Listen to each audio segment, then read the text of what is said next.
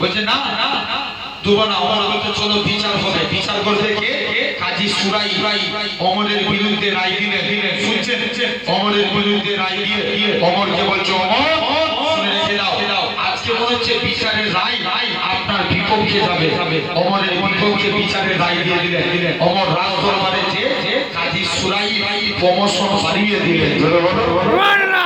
আচ্ছা, আমার সমাজে যদি কেউ হক কথা বলে দেখবেন তাকে আগে জেলে ঢুকে ঠিক আওয়াজ দিয়ে কথা বলো, ঠিক হয় না?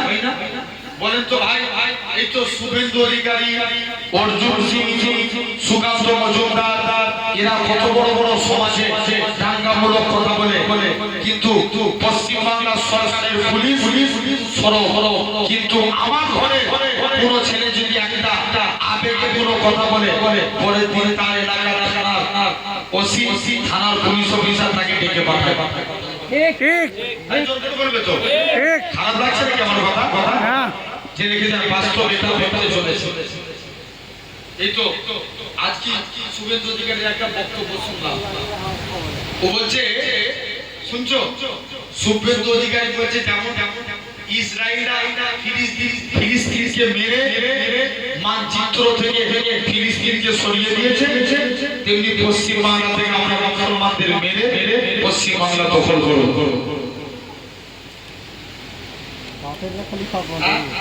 এখন ওকে যদি এই এলাকায় ঢুকে ওকে কি একটু করতে নাকি তোমরা? বলো বলো বলো বলো, একদম মধ্যম দিয়ে দেবে ফালিস্তিনকে, ঠিক না? বল জোর করে বলে আমি সবসময় আবু বকরের সুন্নাত পালন করি, মাঝে মাঝে ওমরের সুন্নাত পালন করার দরকার আছে না? বলে বলে আছে ঠিক দেখবেন তাই কি অমর ফোন করেছে? এই বলো না না অমর কি নবীর ব্যাপারে কেউ কথা বললে অমর উলঙ্গ তরবারি নিয়ে দাঁড়িয়ে যাচ্ছে, তাই কি অমর ভুল করেছে? না না, অমরও ঠিক করেছে। কেন? নবী অমর সম্পর্কে বলছে আমার ঘরে যদি কেউ নবী হতো অমর তুমি নবী হতে। শুনছেন না? দেখবেন এখনকার নেতারা শুধু দেখবেন আমরা লক্ষ্য করছি কি এই শুনছেন তো, আমরা লক্ষ্য করছি যে কেন্দ্রীয় থেকে একটা বিল পাস হয়েছে না? কি বিল বলেন তো? ওয়াকাফ বিল আপনারা মানবেন? না না পিরালের মতন আওয়াজ দিয়ে কোনো লাভ নাই, আওয়াজ দিয়ে বলেন মানবেন। প্রয়োজন পড়ে লড়াই করে স্বাধীনতা ফিরাবো বলে ইনশাআল্লাহ, ঠিক ঠিক কি না? কিছুদিন আগে পার্লামেন্টে একটা বিল পাস হলো। ভাই দেখবেন একটা কথা আছে, সব পাখি মাছ খায়, আরে কথা বলেন না, বলতে পারবো না মাছরাঙা দোষ হয়, সব পাখি মাছ খায়, মাছরাঙা দোষ হয়। অবশ্যই বিজেপি আমাদের প্রকাশ্য শত্রু, হ্যাঁ না? আরে কথা বলেন কেন? জোর করে বলো, বিজেপি প্রকাশ্য শত্রু, কিন্তু বলে আমরা যাদেরকে ভোট দিয়ে জিতিয়েছি আমার রাজ্যের 3টে এমপি কেন অনুপস্থিত ছিল? এর জবাব দিতে হবে না? হবে হবে খারাপ লাগছে না ভাই? পার্টি আগে না ইসলাম আগে? ইসলাম আগে আওয়াজ দিয়ে কথা বলো, ইসলাম আগে ইসলাম আগে। কেউ যদি আমার ইসলামের ব্যাপারে কথা বলে তুমি কি পার্টিতে করি যে রেখে যান তোমার বিরুদ্ধে বলবো, ঠিক না? ভুল ঠিক জোর করে বলে ঠিক এটা আমাদের বলার রাইট আছে না? আছে যে রেখে আসেন ভাইরা, আব্বারা, তরুণেরা, মন দিয়ে শুনে দেখেন নেতা হতে গেলে এরকম নেতা হওয়া লাগবে। হযরতে আল্লাহ নবীর একজন সাহাবী ছিলেন, নাম আবু সাঈদ। আবু সাঈদ তিনি ওমর হুজুর ছিলেন খলিফা। আবু সাঈদের ব্যাপারে তার এলাকার মানুষেরা 3টে বিষয়ে নালিশ করেছে। কয়টা বিষয়? 3টে বিষয়। ওমরে ভালো করে চলো তার বাড়িতে যাব। আবু সাঈদকে ডেকে পাঠালেন, আবু সাঈদ তোমার ব্যাপারে তোমার এলাকার মানুষ 3টে বিষয়ে নালিশ করেছে।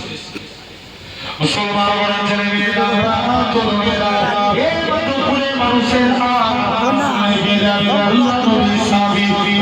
আবু সাঈদ বলে ভাই শুনে দাও, ইচ্ছা করে কোনো অন্যায় করিনি, ইচ্ছাই যদি করে যাই আল্লাহ মাফ করি।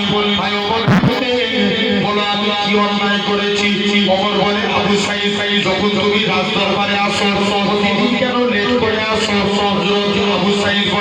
ভাই অমর আমার বাড়িতে আমার স্ত্রী একা মানুষ মাঝে মাঝে আমার স্ত্রীর কাছে সহায়তা করি এই জন্য আমার রাজদরবারে আসতে দেরি হয়ে যায় 2 নম্বর কারণ তুমি কেন এরকম ভাবে সপ্তাহে একটা দিন কেন কামাই করো আবু সাইদ বলে ভাই অমর আমার করোনায় একটা মাত্রই কাপড় আমি সপ্তাহে একটা দিন কাপড়টাকে ধৈর্য করি যাতে করে পবিত্র দিন জুম্মার দিনে পরিষ্কার জামা পরে জুম্মার নামাজ পড়তে যায় এই জন্য একটা দিন কামাই করি 3 নাম্বার নারী তুমি কেন সংসার করে কারণ বিচার করো না হযরত আবু সাইদ বলে হে রাসূলুল্লাহ সাহাবী হে হযরত ওমর শুনে আমি এই জন্য সংসার করে কারণ বিচার করি না কেন না শুনে আমি আবু সাইদ জানিয়ে দিলাম আল্লাহ নবী জানিয়েছে তোমরা তাড়াতাড়ি করে ইশার নামাজ পড়ে ঘুমিয়ে পড়ো প্রতি রজনীতে উঠে তাহাজ্জুদের নামাজ পড়ো কেন না আমি রাসূলুল্লাহ এই আমল খানা করি নেতা হয়ে এই আমল করে এটা হলো 1 নাম্বার তাহলে 3 শ্রেণীর ব্যক্তি জান্নাতি তার মধ্যে 1 নাম্বার যে গায়ে পড়ায় নেতা 2 নাম্বার অধিক সন্তান প্রসবকারিনী মা বাপ এখন সন্তানের হার বেড়েছে না কমেছে বেড়ে গেছে কমেছে না চাচা বলো সন্তানের হার কমেছে না বেড়েছে কমে গেছে আচ্ছা আগেকার যুগে দাদুদের কথা বলে ছেলে হচ্ছে 10টা 12টা তারপরে জেনারেশন 6টা 7টা তারপরে জেনারেশন 4টে 5টা এখন শুরু হয়েছে দুটো একটা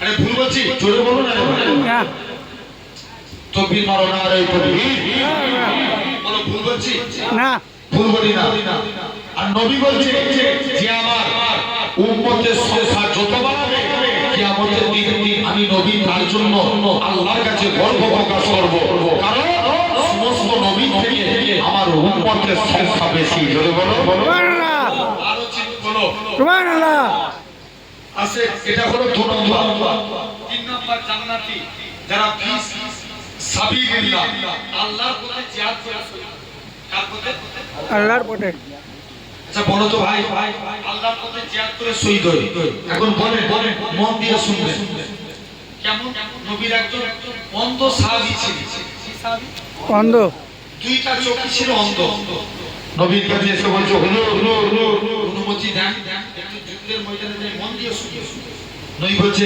বাবা তুমি কানা মানুষ কি যুদ্ধ করবে তোমায় যুদ্ধ করা লাগবে না চলে যাও যে না হুজুর আমার মনের আশা নবী বলছে যেতে বলছি না চলে যাও বাড়ি চলে যাও আবার একদিন আসছে মুসলমান বলে ছেলে মেয়েরা বাবা তরুণেরা হে নবী প্রেমের যুবক ছেলে জানা আল্লাহ নবী হুজরা মুবারকে চলে গেলেন আল্লাহ নবী দরবারে যে সালাম করার দিতে লাগে আসসালাতু ওয়াসসালামু আলাইকা ইয়া রাসূলুল্লাহ হাবিবাল্লাহ আল্লাহ নবী সালামের উত্তর দিয়ে ও বাবা সাহাবী তুমি কি জন্য সালাম দাও ইয়া রাসূলুল্লাহ হাবিবাল্লাহ হুজুর আজকে দিনে আমি একটু যুদ্ধের ময়দানে যেতে চাই আল্লাহ নবী বলে বাবা তুমি কানা মানুষ তোমার তো যুদ্ধ করা লাগবে না বাড়ি চলে যাও যুবক বাড়ি চলে গেলেন এরকম ভাবে দ্বিতীয় দিন আসে আল্লাহ নবী দরবারে আসে নবী দেখতে গেলে পর আবু বকরের দরবারে আসে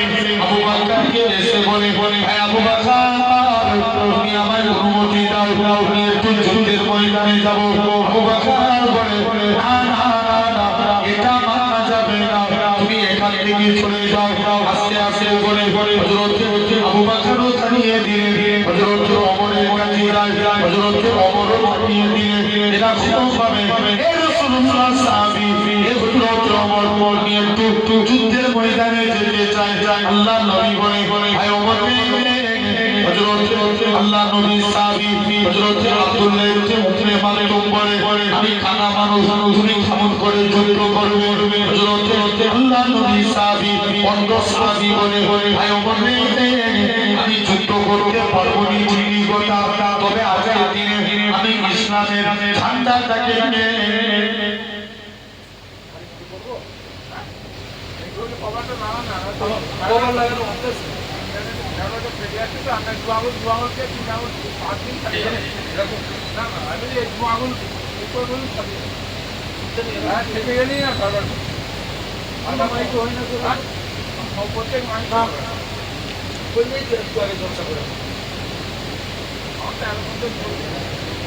এইটা দিকে হবে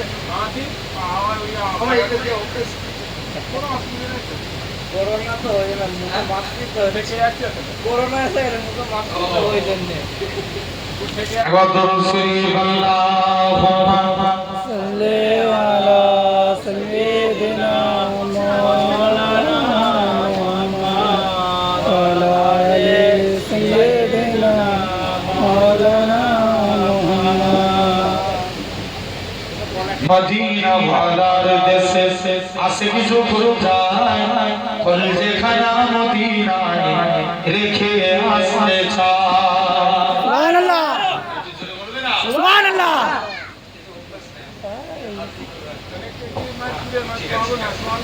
মদিনা ওয়ালার দেশে আসে কিছু যায় কলজে খানা মদিনায় রেখে আসতে চায় সুবহানাল্লাহ সুবহানাল্লাহ আরো জোরে বলো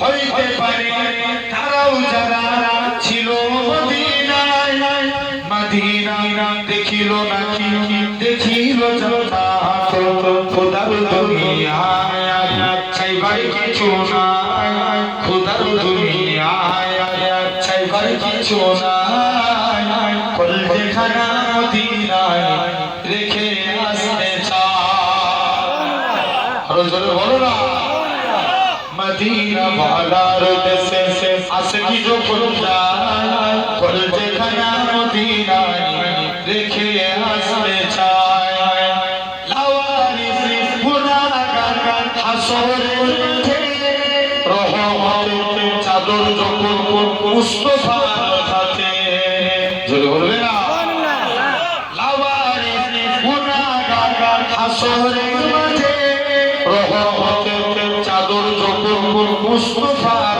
হাতে কোথায় যাবে উম্মত ওয়ালা উম্মত রেখে কোথায় যাবে উম্মত ওয়ালা উম্মত রেখে কলজে খানা মদিনায় রেখে আসতে চায় আরো জোরে বলো না মদিনা ওয়ালার দেশে আসে কি যখন যায় কলজে খানা মদিনায় রেখে আসতে চায় আল্লাহুম্মা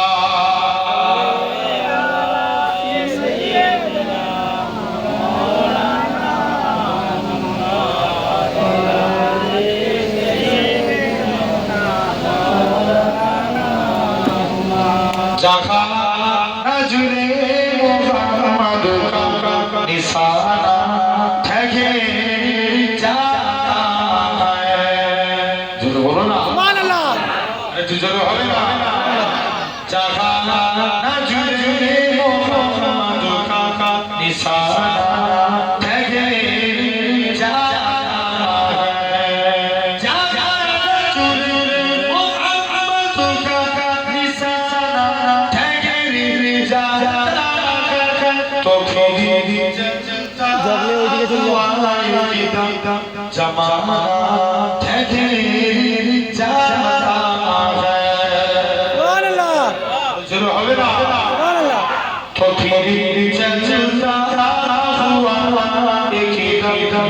জামানা থেকে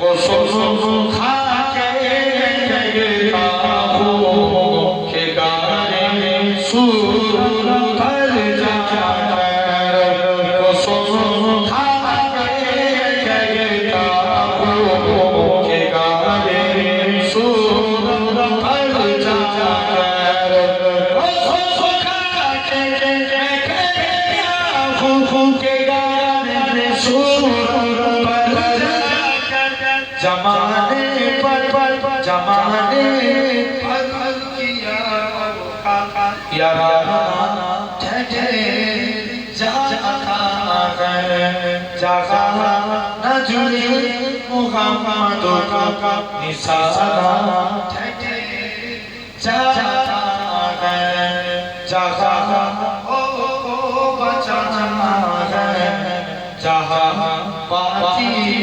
मिटाना है जहाँ हो बचाना है जहाँ बाती मिटाना है जहाँ हो बचाना है जहाँ बाती मिटाना वहाँ मेरे मोहम्मद वहाँ मेरे मोहम्मद दीवाना ठहरे जाता है जहाँ जुड़े मोहम्मद निशाना ठहरे जाता है अल्लाहुम्मा سيدنا مولانا محمد وعلى سيدنا আসেন আসেন আমার ভাইরা খালে খালে এরপরে আসেন 15 থেকে 40 কত বললাম 15 থেকে 40 খালি এই টাইমটাতে কেউ যদি আল্লাহ বিল্লাহ করে কাটায় আল্লাহ তাদের জীবনে যে রোগ দেবে না এক নম্বর কুষ্ঠ রোগ দুই নম্বর সেদ রোগ তিন নম্বর আল্লাহ এরকম ভাবে পাগলামি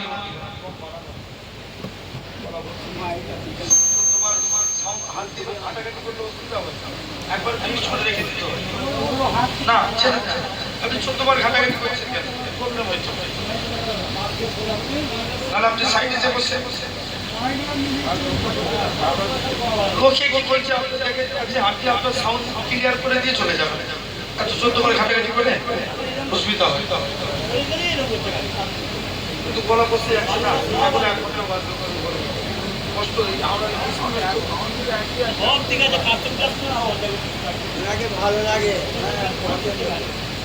আল্লাহ কবুল করেন আমার ভাইরা আপনারা তরুণেরা আসেন তাহলে মন দিয়ে শুনবেন আসেন তাহলে আমি যতটুকু এতক্ষণ ধরে আলোচনা করছিলাম এরপরে আসেন 40 থেকে 50 আল্লাহ বলছে বান্দা এই টাইমে যারা আল্লাহ আল্লাহ করে কাটাবে আল্লাহ তাদের কিয়ামতের দিন হিসাবটাকে সহজ করে দিবে জোরে বলো সুবহানাল্লাহ কাকে সহজ করবে হিসাব কিয়ামতের দিন আমাদের হিসাব সহজ হয়ে যাবে এটা হলো 3 নাম্বার চতুর্থ নাম্বার 50 থেকে 60 আল্লাহ বলছে এই টাইমে যারা আল্লাহ বিল্লাহ করে কাটাবে আল্লাহ বলবে যা এই টাইমে বান্দা আমি আল্লাহ আমার বন্ধু হতে থাকে বলো সুবহানাল্লাহ কার বন্ধু হতে থাকে আল্লাহ আল্লাহ এরপরে আসে আপনার 70 থেকে 60 থেকে 70 আল্লাহ বলবে আয়না এবার তোরা আমাকে একটু দিদার দে আমার দিদারের আশা কর এরপরে আসে 70 থেকে 80 যারা 80 তে পড়ে যাবে আল্লাহ বলবে যা এদের নামে আমি আল্লাহর গুনাহ লিখব না জোরে বলবে না এরপরে আসে 80 থেকে 90 যারা 90 এ পদার্পণ করবে আল্লাহ বলবে যা এদের আগু পিছু সমস্ত গুনাহটাকে আমি আল্লাহ maaf করে দিলাম জোরে বলো সুবহানাল্লাহ আল্লাহ তাহলে আসে যে আল্লাহ এত বেশি ভালোবাসে তাহলে আমরা আল্লাহর হব বলো ইনশাআল্লাহ জোর করে বলো ভাই আল্লাহ চার শ্রেণীর বান্দাকে ভালোবাসে কোন শ্রেণী চার জোর করে বলো চার চার শ্রেণী এক নাম্বার আল্লাহ ভালোবাসে এই চারটির মধ্যে আপনি নিজেকে ফেলবেন যদি আপনিও পড়ে জানবেন আল্লাহ আপনাকেও ভালোবাসে জোরে বলো এক নাম্বার আল্লাহ ভালোবাসে সবরকারী বান্দাকে আচ্ছা বলেন তো বাপ আমাদের কাছে সবর আগে না নামাজ আগে সবর আগে জোর করে বলো সবর আগে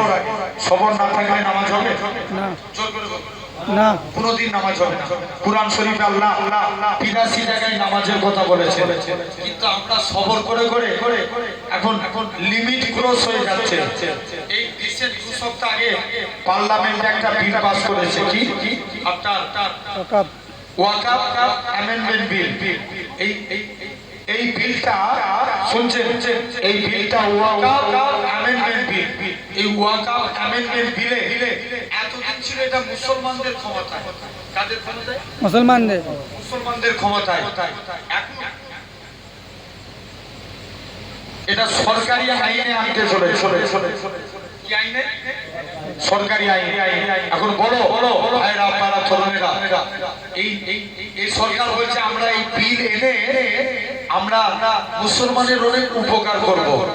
জেনে রাখো যুবক, যে সরকার আমার কওমের লোকেরা রাস্তায় নামাজ পড়লে পুলিশ দিয়ে মেরে তুলে দেয়, এই মুসলমানের কতটা ভালো করবে আর জানাতে বাকি আছে? কথা বলেনি কেন? হ্যাঁ, আরো ক্ষতি করবে।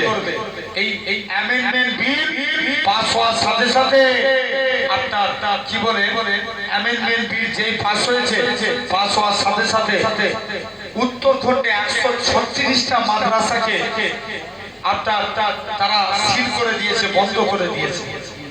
এরা চায় মনে করে এই তামাম ভারতবর্ষের জমিনে ওয়াকাফের সম্পত্তি হচ্ছে 9,63,000 একর।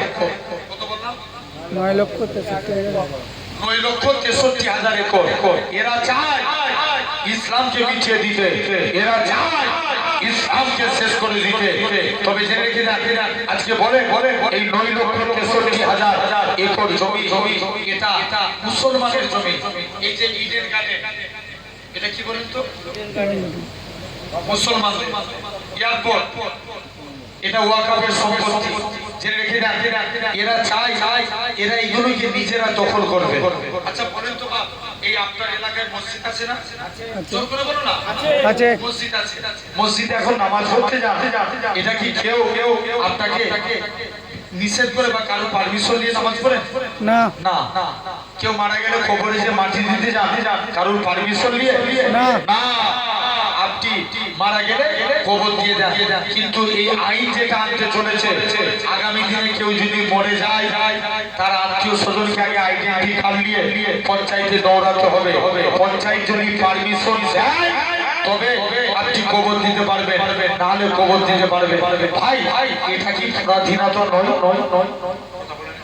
জি। এটা কি পরাধীনতা নয়? এটা পরাধীনতা। আমরা পরাধীন হয়ে বসতে চাই না, স্বাধীন হয়ে। স্বাধীন হয়ে। জোর করে বলো। স্বাধীন হয়ে। প্রয়োজন করে লড়াই করে স্বাধীন হয়ে আমরা আমাদের অধিকার ছিনিয়ে নিতে চাই, ঠিক কিনা? এর জন্য দিকে দিকে আন্দোলন করার দরকার আছে না নাই? আছে। জোর করে বলেন আছে না নাই? আছে। ভাইরা আপনারা তরুণেরা, এখন আবার বলছে দিল্লিতে যে আন্দোলন, কোথায় কথা বলে নেন? দিল্লি। আচ্ছা এটা কি মান্যতা দেয় এই কথাই? না। জোর করে বলো। না। কেন আমরা দিল্লিতে আন্দোলন করব? তাদেরকে যখন ইডি ধরে, সিবিআই ধরে, তারা পশ্চিমবাংলায় আন্দোলন করে কেন? ইডি সিবিআই কোথাকার? দিল্লি। দিল্লি। তাহলে তারাও তো যে দিল্লিতে ধর্ণা দিতে পারে, পশ্চিমবাংলায় আন্দোলন করে কেন? জেনে রেখে দেখ, আমার গণতান্ত্রিক অধিকার, আমার ধর্মকে অবলম্বন করলে, ছোট করলে আমরা তাদের বিরুদ্ধে আন্দোলন করবো, ঠিক কিনা? ঠিক। কেউ বললে মানবেন? না। জোর করে বলো। ভাই এমনি তো মেরে দিবে, আরে কথা বলছি, এমনি মরতে হবে, তবে লড়াই করে মরতে চাই, ঠিক কিনা? জোর করে বলো। যুবক, তুমি চিন্তা করনি তুমি কেন ভয় খাচ্ছ? তুমি ভেবে দেখো, তুমি আবু বাকরের উত্তরসূরি, তুমি ওমরের উত্তরসূরি, তুমি সালাউদ্দিন আইয়ুবীর উত্তরসূরি, তুমি এরকম ভাবে ওমর বিন আব্দুল আজিজের উত্তরসূরি। খবরদার, তুমি এরকম ভাবে কাউকে ভয় করো না। মুসলমান ভয় করে থাকে আল্লাহকে। আল্লাহকে। আল্লাহকে। আল্লাহ ছাড়া কাউকে ভয় করা যাবে না। যাবে না। আসেন আমরাও আল্লাহর পথে ফিরবো, বলো ইনশাআল্লাহ। ইনশাআল্লাহ। আরে যে কথা বলছিলাম ভাই, সবাই চাই ইসলাম মিটে যাক। ইসলাম। ইসলাম মিটে যাক, সবাই চায় ইসলাম মিটে যাক। কিন্তু জেনে রেখে দেখ, আজ আপনাদের সামনে বলে দিয়ে যায়, যতদিন পূর্ব আকাশ থেকে সূর্য উদিত হয়ে পশ্চিম আকাশে ডুববে, ইনশাআল্লাহ ইসলাম জিন্দাবাদ ছিল, জিন্দাবাদ আছে, জিন্দাবাদ থাকবে। জোরে বলে নারে তাকবীর। আল্লাহু আকবার। তো ফির একবার তো জিন্দাবাদ দাও। নারে তাকবীর। নারে তাকবীর।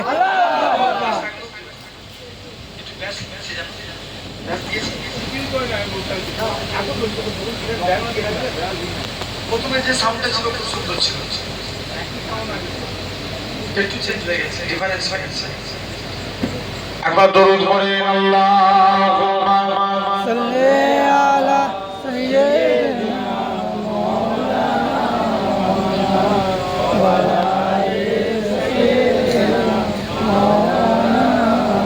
আমি যদি হতাম মদিনার বুলবুলি উড়ে উড়ে উড়ে দেখে যাব মদিনার উলি ঘুরি। যদি বলো না সুবহানাল্লাহ সুবহানাল্লাহ। আমি যদি হতাম মদিনার বুলবুলি উড়ে উড়ে উড়ে দেখে যাব মদিনার উলি ঘুরি।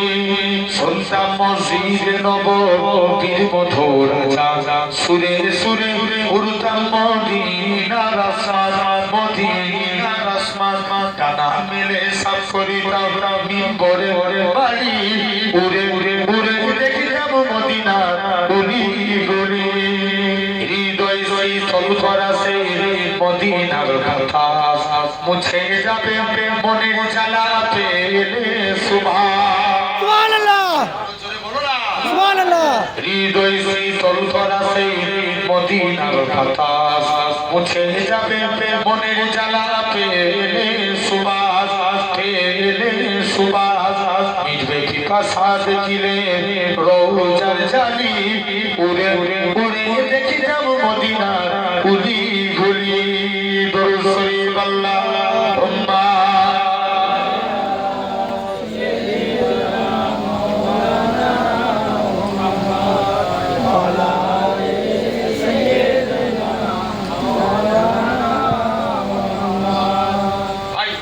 আমি একটা ওয়াকার দিয়ে তার দেখেছি বলবো, ইনশাআল্লাহ আপনারা শুনবেন তো? ইনশাআল্লাহ। কিন্তু একবার তকবীর ধ্বনি আওয়াজ দেন তো দেখি, নারে তাকবীর। সবাই মিলে দেন নারে তাকবীর, নারে তাকবীর। আসেন, তাহলে এক নাম্বার সবর করুন। তাহলে কুরআনে আল্লাহ 82 জায়গায় নামাজের কথা বলেছেন। কত জায়গায়? 82 জায়গা। 82 জায়গায়।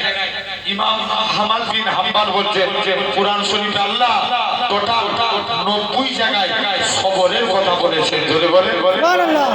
তাহলে কিসের গুরুত্ব আল্লাহ বেশি দিয়েছেন? সবরের। সবরে।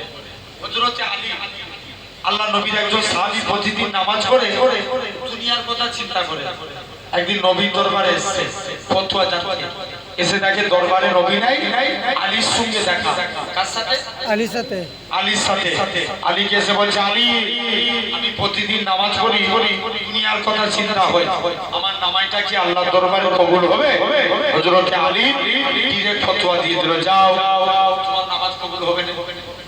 পরের দিন আবার নবীর দরবারে আসছে, হুজুর কালকে এসেছিলাম, আলী আমায় ফতোয়া দিয়েছে আমার নাকি নামাজ হবে না। আল্লাহ নবী বলছে, বাবা আলী বলেছে যাও তুমি আলীকে ডেকে দিয়েছো, আলী তুমি একে ফতোয়া দিয়েছো এর নাকি নামাজ হবে না। যে রাসূলুল্লাহ, আলী উজু করে এসো, 2 রাকাত নামাজ পড়বে, আমি রাসূলুল্লাহ তোমাকে একটা চাদর গিফট করব। জোরে বলবে না? সুবহানাল্লাহ। চাদর।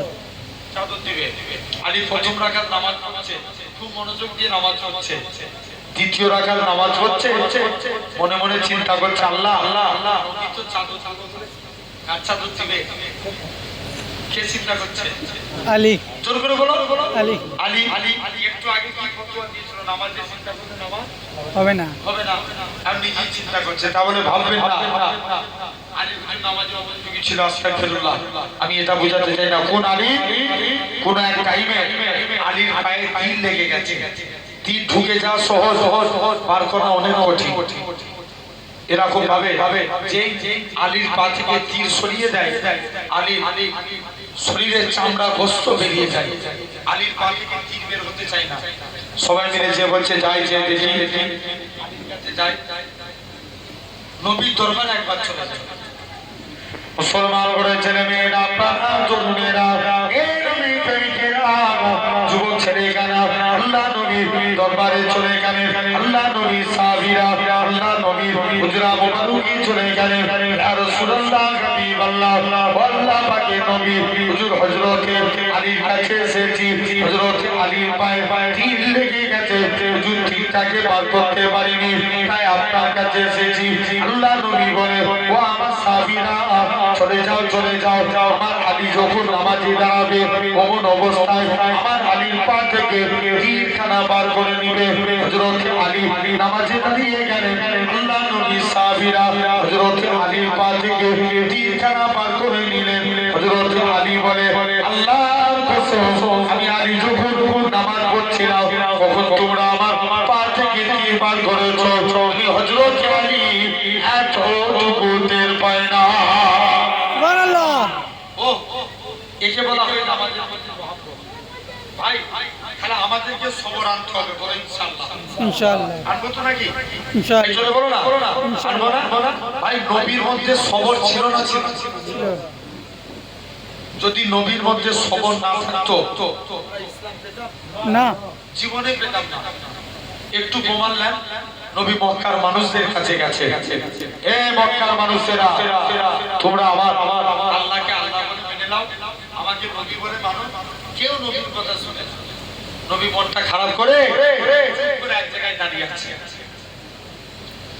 মুসলমান করে ছেলে মেয়েরা, বাবা তরুণেরা, এ মাধবপুরে মানুষেরা, আল্লাহ নবী মনটা খারাপ করে চুপ করে দাঁড়িয়ে আছে। কেন না জেনে রেখে দাও, আমার নবী মন খারাপ করবে, আমার আল্লাহ সহ্য করে থাকবে না।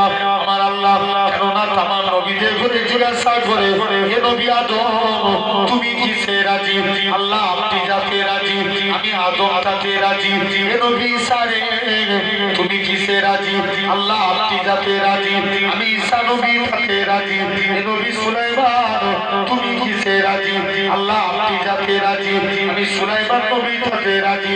আমার আল্লাহ জানিয়ে দেয়, হে আমার নবীরা, আপনারা সাক্ষী দেখে যান, আমি আল্লাহ কিসে রাজি? আমার বন্ধু, আমার হাবিব যাতে রাজি, আমি আল্লাহ তাতে রাজি। সুবহানাল্লাহ।